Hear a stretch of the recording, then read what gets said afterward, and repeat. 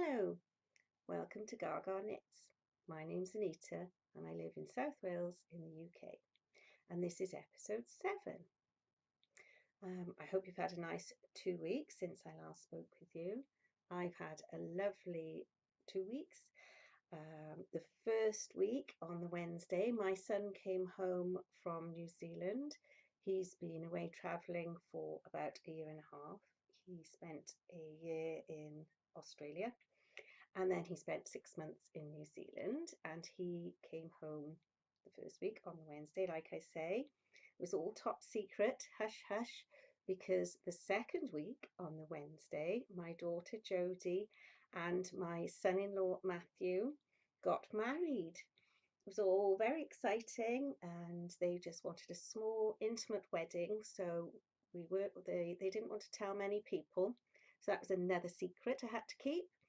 And they got married in Newport Registry Office, which is a beautiful old building. It was the mayor's residence, and they just had the immediate family there, so mums and dads and the two grandmas, Nans and Harry, of course, my little grandson.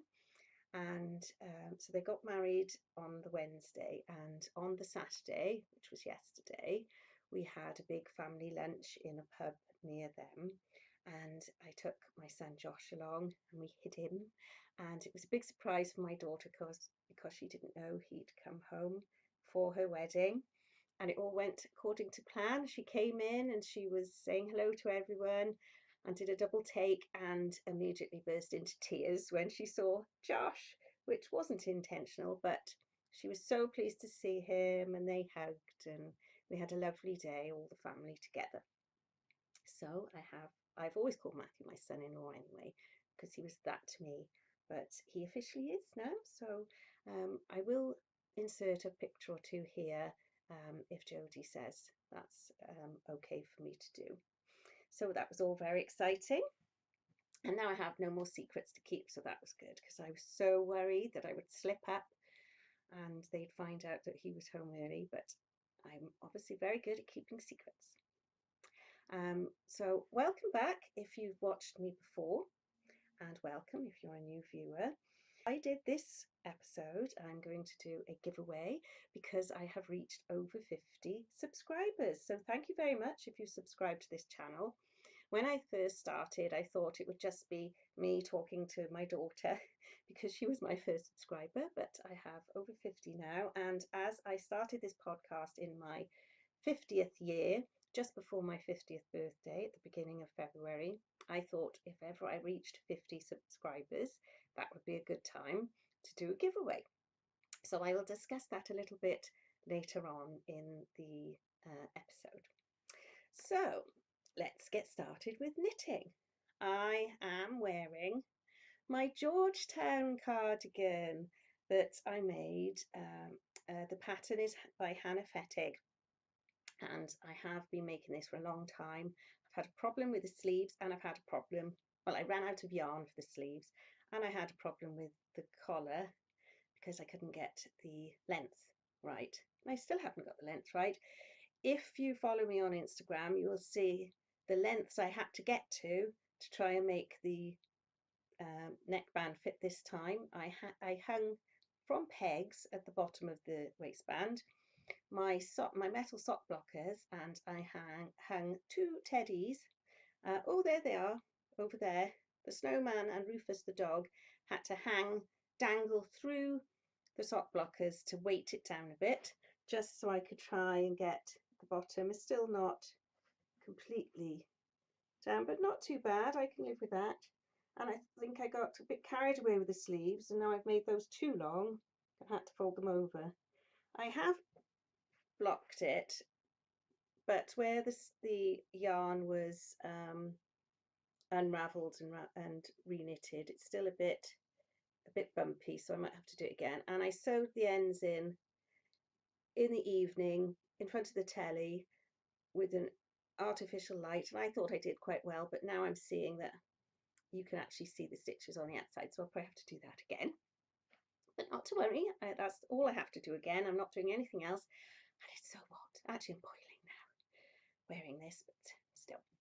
And I've also finished my flip top mittens, which is a pattern by Tyddyn Bryn. And I used the yarn that my son Josh sent me when he was in New Zealand, Wild Earth yarns in Granite and Stone, and I've got a little button on each one to hold the flaps, and then you can just undo. I didn't do what Ellie said. I just crocheted a little circle and threaded it through, and then did that, and then there they are. I don't know if you're supposed to put this. Oh, I can't undo that one now because I've got my mitten on. There you go. But then you've got two little down. I don't know. Perhaps you meant to put them further down there, but I think most of the time they're going to be worn like that. And they're not actually going to be worn by me because I made them a little bit too small. So I'm going to give them to my daughter Jodie, and she can have them because they like going out on walks and things, so she can have those as an apology, because last episode I showed you my V for Valentine socks that I just finished in time for Mother's Day to give to my mum, and Jodie had watched me knitting on them and was hoping that I was going to give them to her, but she didn't say, so she didn't get them. Sorry, I'm gonna have to take this off as well. Let's put that over there. Sorry about that. Right then, half finished object. This week I have been working away on my Hungry Bees socks that I have been struggling with for a very long time. It's this pattern here, the Hungry Bee socks by Grundy Haigh. My notes are down there, so I'm just looking at them. And a very nice lady on Ravelry, Viv Crestfield, redid the bees that went up the foot. Sorry, you do the foot and went up the leg of the sock. I couldn't work out in the pattern what they were explaining to do. So I was determined to have a half finished object today to show you where I had done one whole sock with the bees. So I knit on that sock all week, and I got to the bees and I still couldn't do them even with Viv's help. So I'm very sorry, Viv, but this is my Hungry Bee socks. I've just pulled them right back and wound them back up again, and I have decided just to give up on that pattern. I think some patterns just don't go with some people, and that one was mine. I'm sure there's nothing wrong with the pattern. I'm sure it's me, but I'm going to stick to nice, simple patterns that I don't have an issue with.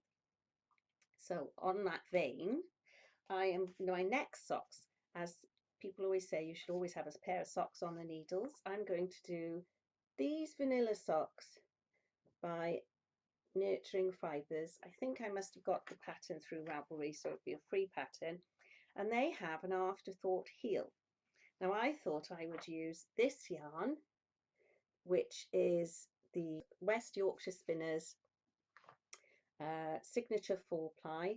I don't know what the colourway is because there's several different numbers on the back, so I'm not sure what the colourway is, but there we are. You can see it's pink, blue, well, violet, indigo, blue, green, yellow, orange and red. It's like a rainbow. And I thought I would knit these for my daughter to make up for the fact that she didn't get the Be for Valentine socks. And then I would just put a contrast heel, and I will find a yarn, one of these colours, because I haven't done an afterthought heel, so I'll see if I can manage that. That's all my knitting, and I have one crochet item that's a bit ad hoc. I'm just throwing it in here really. I mentioned several episodes ago that my friend bought me for my birthday a book on Tunisian crochet, and she bought me these very long crochet hooks that you use for the Tunisian crochet. So I've actually started having a go. This is the book here, and I started reading it. It's Michelle Robinson. Oh my goodness, am I going to be able to do this straight after those socks? But it's actually quite easy. It's a sort of cross between knitting and crochet, because you work from left to right, but you don't turn the work. And when you work from, sorry, you work from right to left. When you're going that way, you're picking up stitches.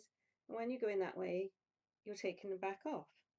So I've done one square so far, and that is called the Tunisian simple stitch. And then they do all different stitch types, and the next one I'm going to try is like a moss stitch, which I think is seed stitch in America. And I'm just going to do lots of little squares. There was only 20 stitches or 20 cables. I don't know, what would you call it? Well, stitches. And then you just work back and forth. So they didn't take long. This is 4-ply. This is my lovely sparkly pink by Owl About Yarn. Her tag has been slightly demolished. I made a pair of socks in this colourway, which was To Love and to Cherish by Ellie from CraftHouseMagic, and this is her February the 14th colourway from Owl About Yarn, Superwash Merino, nylon and stellina. So I'm going to do as many little squares in that as I can, but using the different stitches, and then I've got other 4-plies that left over, so I'm going to do that. So people are doing granny stripe blankets and also the cozy memory blankets, but I'm going to do a Tunisian square blanket. So that's my only crochet, and I only started that last night because I finished everything else and didn't know what to do. So on to acquisitions when it comes to knitting, jumping back and forth a bit really. I have got my Wonderwool tickets. My friend and I are going. We're going to go on this Sunday, and Wonderwool is a Welsh fibre festival held in the Royal Welsh Showground in Builth Wells, and it's on the 28th and the 29th of April this year, and I love going there, so it's great. I'm going to drive up and we're going to take a picnic, and we're going to go and see all the lovely yarns and the sheep and alpacas and whatever else they've got. It's a really good day out, so if you can make it, I would recommend going there. It's really well signposted and there's lots and lots of parking, so I'm looking forward to that. And some other acquisitions are, I showed you last time I had the Cascade 220 Aran weight yarn in Atlantic, and I was waiting for the speckled yarn to go with it, and here it is, and it's from Fabric Fancies, hand painted. It does say it's Aran weight, but it does seem very thick in comparison to that one. But I was hoping to do the flax sweater and just put a couple of rows of the speckle into that, so hopefully it won't matter if it is a bit heavier, and if it does look bad, I'll just do the sweater all in the Atlantic, so it doesn't matter. So that arrived, so I've got that. And also last time Ellie from CraftHouseMagic very kindly sent me a skein of her yarn in Here Comes the Rain Again, and it was so lovely that I had to buy another 2 and to use it for a project. I didn't want to make socks and just have a pair of socks in this and hide them away in my boots, so I've got enough for a cardigan, and I found this pattern on Ravelry. This I think is a paid for, yes, it's a paid for pattern, and it's the Love's Promise cardigan by Amanita. What a nice name, I thought, almost like Anita. So I'm going to make that. So I have two projects. So the flax, this is the flax in Aran, and I think you can also do it in different weights, and you can make the whole family one of those, which I thought was quite nice. So on to my giveaway, my 50 subscriber giveaway. I thought what I would do is ask you the question as to what should I knit next. I'm just terrible at making decisions anyway. So if you would like to be in with a chance to win or perhaps I should show you the prizes first to tempt you.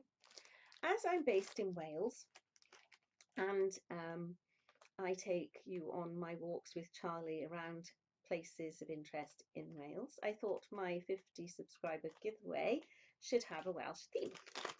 And I thought that the prizes that you should win should also be from Welsh makers. So one of the items is from Chapel View Crafts. I'm sure you've all heard of her. She makes the most lovely progress keepers and these.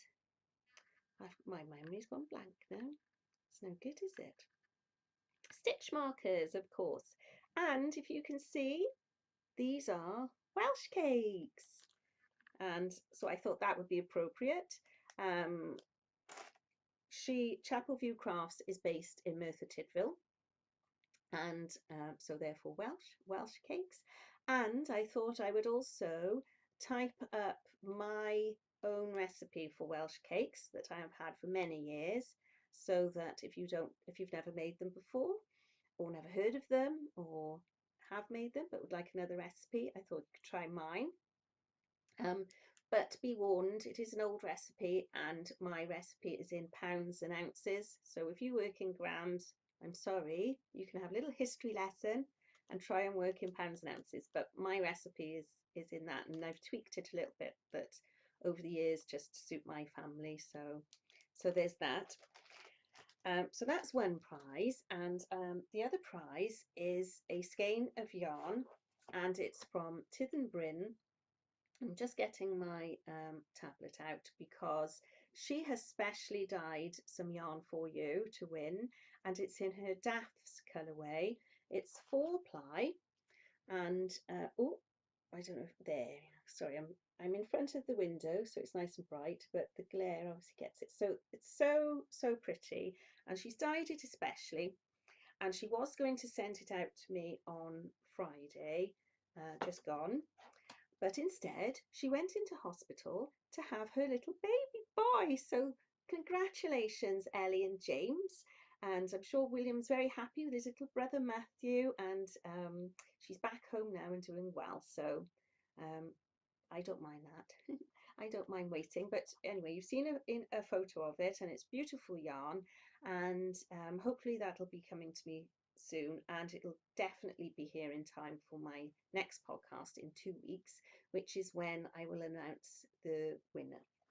Well, winners. I was going to put it all together, and then I thought actually it's nicer to separate them, and 2 people have a chance of winning. So that's what you can win. Oh, dropped it now.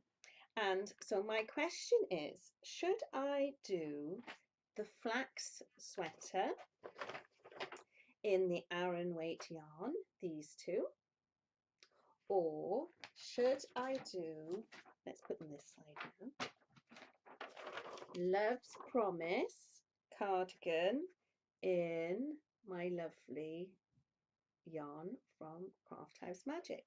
So if you would like to be in with a chance, all you have to do is put a comment, or you have to be a subscriber and put a comment down below as to which one you think I should knit. And also, as a little extra, if you knit either of those, if you could let me know, that just out of interest, that would be nice to know. So good luck with that. And I'm going to do on next episode, which will be in 2 weeks time, there is a random comment a random comment generator on YouTube, and Tina from Simply in Stitches used that herself this week, and I said I'm going to have a go at that. That sounds good, because I didn't quite know how I was going to get all the comments, select people from the comments. So I'm going to use that, and so two people can win, and good luck with that. Right, I'm just changing my notes here so I know where I am. Sewing. Yes, as you can see behind me, I have finished my 1940s dress, my sew over it. The plan was to wear it to my daughter's wedding, and unfortunately I had finished it in time for the wedding, but I didn't wear it because although Doris is an adjustable mannequin, and she is adjusted to my size, my bust and my waist and things, she's longer in the body than I am, and it fits her perfectly. Bring it over a little bit. It just bagged out and it looked too big for me, and it also looked like I was totally flat chested and had no boobage at all, and I didn't feel comfortable in it. When we came back from the wedding, I did take a photo, or have a photo taken, me and Jodie together, her in her wedding dress and me in this dress, but I didn't wear it, I must confess. So I do like it, and I love the fabric. It's the fabrics from Dragonfly Fabrics, and it's the deep ochre floral viscose, and it's lovely. It fits me on the waist and arms, everywhere. Like I say, it's just the body is too long, so I'm going to have a go at shortening that, and hopefully that will be okay. And I'm not going to do anything sewing wise as complicated as that for a while. I'm going to try and stick to more simple things just for a little while, till I get over the shock of making 2 of those. So sewing acquisitions, like everybody in the podcast world that sews, I think, I succumbed and I bought Tilly's new book, Stretch. And there's some really nice patterns in there, and there's 6 patterns, as most of you already know, and then lots of different hacks to do different things. I do want to have a go at making the tracksuit bottoms, because I work in an office all week and I have to be quite smart and wear structured clothes, and as soon as I come home I change out of those into my tracksuit bottoms or scruffy jeans to take Charlie for a walk, and most of the weekends basically walking the dog, doing things around the house, crafting, and so I like to be comfortable, and I'm going to have a go at making those. But before that, my next sewing project is going to be the Lark Tea by Grain9 Studios. I'm going to do I'm going to do the long sleeved round neck version, because like I say, I wear a lot of tracksuit bottoms and comfy things, and a nice loose top like that, where the weather is improving. First day of summer today, clocks went forward this morning, and it's been sunny. I've been out with Charlie today, it was lovely and warm. I had to take my coat off, it was so warm. So a long sleeve t-shirt sort of bridges the cold weather into the hotter weather, when it's too hot for a big coat or jumper, but not quite cool, not quite hot enough for something flimsier. So anyway, it's a lot of waffle to just say. I'm just going to make that long sleeve top, and I'm going to use this fabric, which is purple and grey, and perhaps lilac and grey. I don't know where I got it from. I was probably Minerva Crafts, but it might not have been. It was before I was podcasting, so I didn't used to pay that much attention to where I got things from. And I bought quite a lot of it. And I think my plan initially was to make a cocoa dress. So I'm looking because my patterns are over there. A cocoa dress with it, but I'm not experienced sewer now, but I'm a bit more experienced, and I realise this is it's very thin. It's too thin for a cocoa. Well, too thin for me to wear a cocoa because every lump and bump would get shown. So I'm going to make some t-shirts out of this, and that's the one I'm going to start with, the lark tee. See how I get on with that, and then I'll probably make a few more. My hair. I've been out walking Charlie today, and I've got something in my eye now as well, falling apart. So that's everything. All that's left is walkies with Charlie, and this week I'm going to put some pictures in from our walk to Southern Down Beach and Dunraven Bay. It's a beach near us, and there's the remains of a castle, Dunraven Castle, there as well, and there's a walled garden you can walk through, and a little turret house, and then you walk through the walled garden up to the top. You can look over Dunraven Bay, and then you come back down to the beach, and there's a shop that's open there in the summer. And there's also a building there where you can do willow working and different things in different times of the year, but I'm not quite sure. I don't have much information on that, but I have seen people doing that before. And this was a walk we took a couple of weeks ago, but I'm putting it in now because Charlie has since had a haircut, and this is when she had long hair. So this is the last of the ones with her long hair. I thought, just for continuity, I put this one in first, and then future walks will be her all shaved off, nice and clean. So they will be coming along next, because we've been walking in lots of lovely new places as well. That's the good thing with the podcast. I've had to think of new places to take her to show you. So I hope you enjoy that. And don't forget, please, to subscribe if you like what you see and want to see more episodes. I do try to do every 2 weeks. I record on the Sunday and upload it for the Monday. So please subscribe and give me a thumbs up if you like it. And remember to comment below, which do you think I should do, the flax sweater or the Love's Promise cardigan, to be in with a chance for winning the nice, wonderful Welsh prizes I have for you. So good luck and happy crafting, and see you all in 2 weeks. Bye.